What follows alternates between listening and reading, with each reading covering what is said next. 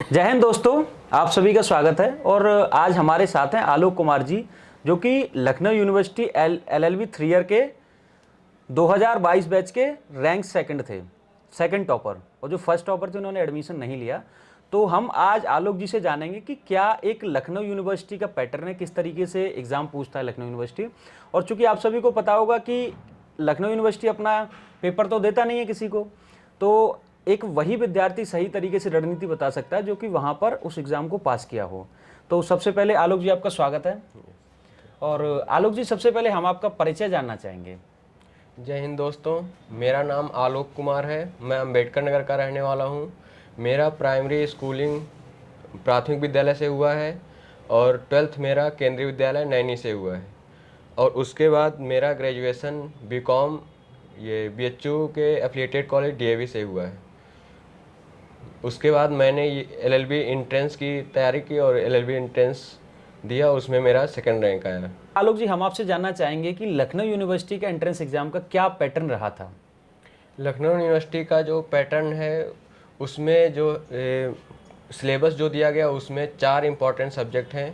Polity को एक अलग सब्जेक्ट रखा गया है और सेकंड है जीके करंट अफेयर्स, और उसके बाद mental ability, logical reasoning, math, ये सब आता है।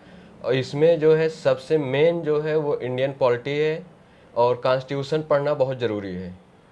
और जीके और करंट अफेयर जो है वो ऊपर ऊपर से पढ़ सकते हैं, उससे हो जाएगा।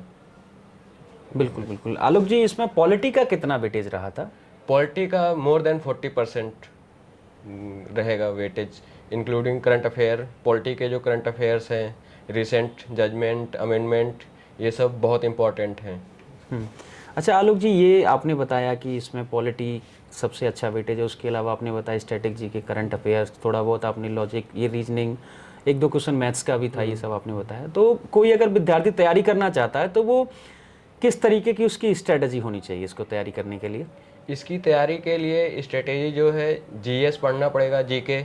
उसके लिए कोई भी एक बुक ले ले जिसमें सारे सब्जेक्ट कवर किए गए हों, ज्योग्राफी, हिस्ट्री, इकोनॉमिक्स, इन्वायरमेंट। वो कोई भी बुक हो सकती है, लूसेंट जैसी। लोग ज़्यादातर लूसेंट प्रेफर करते हैं। और पॉलिटी के लिए अगर वो चाहे तो एक अलग से कोई भी पतली सी बुक हो वो भी पढ़ सकता है, वो अच्छा वेटेज देगी एग्ज़ाम के लिए। पॉलिटी बहुत ज़रूरी है, बिना पॉलिटी के बहुत ही मुश्किल है कि किसी का अच्छा नंबर आए। मतलब बेसिकली वैसे भी लॉ का एंट्रेंस एग्जाम है, तो हाँ, पॉलिटी की बेसिक जानकारी, मतलब भारतीय और संविधान की। लॉ का इंट्रेंस है, लेकिन लॉ का स्पेसिफिक लॉ का कोई भी क्वेश्चन नहीं रहेगा। चाहे वो आईपीसी हुआ, सीआरपीसी हुआ, या कोई भी लॉ का जो स्पेसिफिक सब्जेक्ट है, यहाँ पे नहीं पूछा जाता है एक भी क्वेश्चन। मतलब आप ये बताना चाह रहे हैं कि लॉ का है, लेकिन लॉ ये नहीं कि बच्चे लॉ को पढ़ने लग जाए, आईपीसी, फैमिली लॉ, कॉन्ट्रैक्ट, ये सब वो पढ़ने की जरूरत नहीं है। ये अदर यूनिवर्सिटीज़ में पूछे जाते होंगे, यहाँ पे एक भी क्वेश्चन नहीं नहीं पूछा पूछे जाते हैं। अच्छा, पॉलिटी जैसे आपने बताया कि अच्छा वेटेज है, तो पॉलिटी में आप किन किन टॉपिक्स को रिकमेंड करना चाहेंगे विद्यार्थी जिनको पढ़ करके आए। पॉलिटी में जो मोस्ट इम्पॉर्टेंट टॉपिक्स हैं, रिसेंट के अमेंडमेंट, ये तो बहुत ज़रूरी है। बिल्कुल। और कुछ लैंडमार्क जजमेंट रहे हैं सुप्रीम कोर्ट्स के, या अमेंडमेंट रहे हैं, वो बहुत ज़रूरी है। जैसे अमेंडमेंट 42 हो गया, वो मिनी कॉन्स्टिट्यूशन भी कहा जाता है। उसी टाइप के जितने भी अमेंडमेंट हैं उनको देखना ज़रूरी है। और रिसेंट के तो 3-4 देखना ही पड़ेगा, उससे क्वेश्चन रहेंगे ही रहेंगे। इसके और अलावा इसके अलावा फंडामेंटल राइट्स हो गया, फंडामेंटल ड्यूटी हो गया, डीपीएसपी हो गया, पार्लियामेंट्री सिस्टम हो गया, सुप्रीम कोर्ट हो गया, ये सब देखना जरूरी रहेगा, इससे क्वेश्चन रहेंगे। तो जैसा कि आलोक जी बता रहे हैं कि जितना संविधान संशोधन महत्वपूर्ण है और रिसेंट के हैं, आप उनको देख लीजिए। उसके अलावा fundamental duty, fundamental rights, DPSP, और ये आपका हाई कोर्ट हो गया, सुप्रीम कोर्ट हो गया, प्रेसिडेंट, और आपका प्रधानमंत्री, मंत्रिमंडल, राज्य गवर्नर, ये सब मुख्य तो कुछ इंपॉर्टेंट हैं जिनको देख के आइए। अच्छा, तो जीएस में आप कुछ बताइए, कहाँ कहाँ से बच्चा तैयार करके आए एक विद्यार्थी। जीएस के लिए हर पोर्शन से वही 3-4 क्वेश्चन रहते हैं, जैसे हिस्ट्री हो गया, ज्योग्राफी हो गया, इकोनॉमिक्स हो गया, साइंस हो गया, आजकल इन्वायरमेंट बहुत हो गया आ रहा है, उससे क्वेश्चन। तो ये सब के लिए मोस्टली 4-5 क्वेश्चन रहेंगे, तो बहुत ज़्यादा डीप जाने की ज़रूरत नहीं है।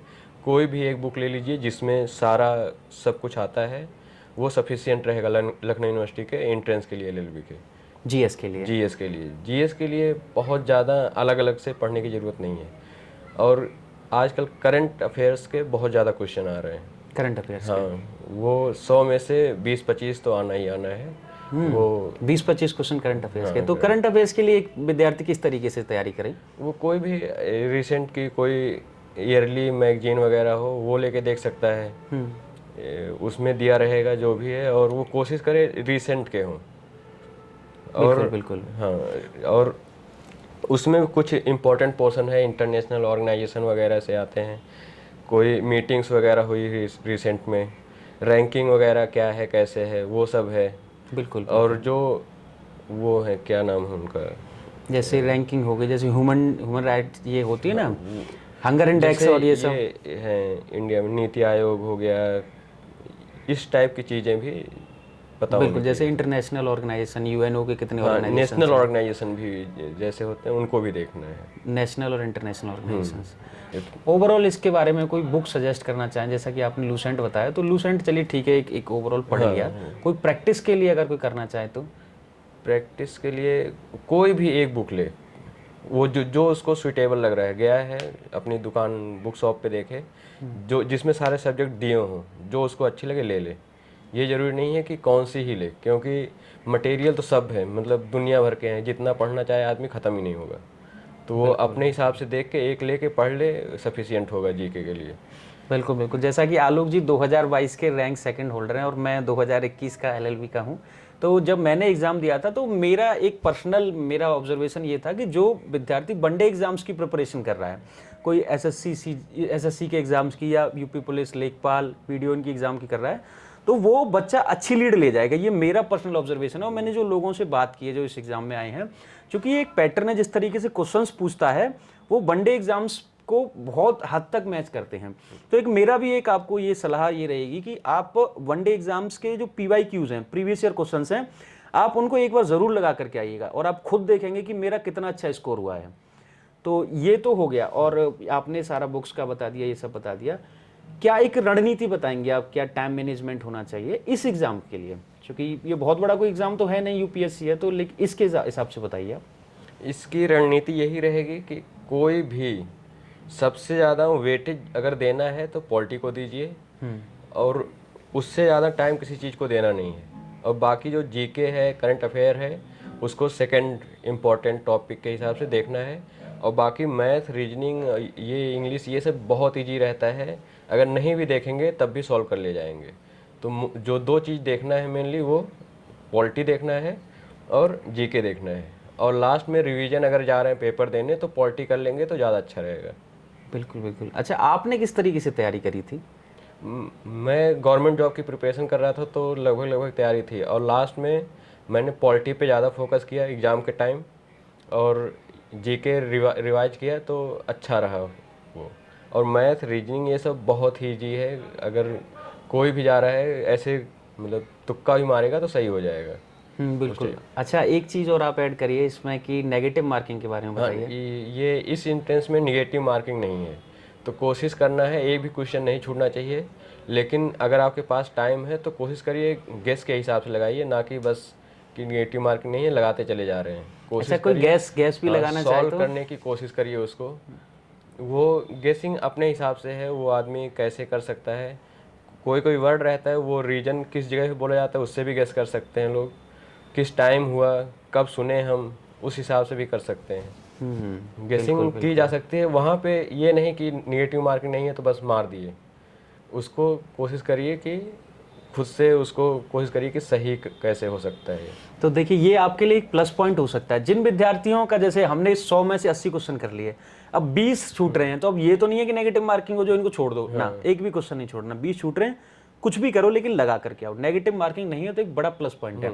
अगर आप गैस अच्छा कर ले जाते हो तो आप बहुत ज्यादा लीड ले जाओगे। अब कोशिश करना है, गेस करना है, बस आंख बंद के मार नहीं देना है उसको। अगर बिल्कुल गेस करेंगे तो हो सकता है 50% चांस है कि सही हो जाएगा। बिल्कुल। एक चीज़ और मैं इसमें एक्स्ट्रा ऐड करना चाहूँगा, जो लड़कियां अगर इस एग्ज़ाम को दे रही हैं तो लखनऊ यूनिवर्सिटी लड़कियों को 10% अलग से नंबर देती है। जैसे कि अगर आपने 60 नंबर लिए हैं तो 60 नंबर का 10% यानी कि 6, यानी कि आपको 66 नंबर मिलेंगे। लड़का है तो उसका 60 नंबर का हुआ है तो 60 ही मिलेंगे, लेकिन लड़की है तो 10% आपको लखनऊ यूनिवर्सिटी लड़की होने का देती है। तो आप इस चीज़ को भी ध्यान रखिएगा। और आलोक जी कितने घंटे का सम पेपर था, कितने क्वेश्चंस आए थे, एक बार वो भी बता दीजिए। ये 100 नंबर के 100 क्वेश्चन के पेपर थे, जिसमें 200 नंबर का पेपर था और नेगेटिव मार्किंग नहीं थे। 1.5 घंटे का पेपर होता है, पेपर वन लाइनर होता है, तो टाइम कम नहीं होता है, वो 1 घंटे के आसपास अगर चाहें ठीक से करना, और फिर गेस जो है थोड़ा ठीक से करने की कोशिश करें। ये नहीं कि नेगेटिव मार्किंग नहीं है तो करते जा रहे हैं। बिल्कुल बिल्कुल, ये मतलब देखिए आपको हेल्प करेगा रैंक इम्प्रूव करने में। रैंक क्या, देखिए मैंने एक चीज़ बड़ी अच्छी इसमें महसूस करी है, लखनऊ यूनिवर्सिटी के 3 ईयर एलएलबी में स्पेशली जो बच्चा बहुत पढ़ने वाला था ना वो उसका क्लियर नहीं हुआ, और जो थोड़ा कम पढ़ने वाला था उसका हो गया। ये मेरे समय में मैंने देखा था। तो थोड़ा सा इसको समझिए, वही एक तो वनडे वाला हो गया, और कितना आप अच्छे से गैस कर पा रहे हो, उसमें लक फैक्टर भी काम कर जाएगा। और लखनऊ यूनिवर्सिटी एक बहुत अच्छी यूनिवर्सिटी है, इसका खास करके जो लॉ फैकल्टी बहुत अच्छी है। आप इंटरनेट पर सर्च करिएगा, और बहुत ज़्यादा सुविधाएं देती है, यहाँ के प्रोफेसर्स भी बहुत अच्छे हैं। अच्छा आलोक जी, जैसा कि आपने बड़ा अच्छे से बताया कि क्या एक स्ट्रेटेजी होनी चाहिए, क्या एग्जाम का पैटर्न था, और आपने ये भी बताया नेगेटिव मार्किंग नहीं है, बुक्स भी आपने सजेस्ट करी हैं, काफ़ी सारी चीज़ें बताई हैं। तो ओवरऑल आप एक क्या मैसेज देना चाहेंगे उन विद्यार्थियों को जो कि अभी एग्ज़ाम देने आ रहे हैं?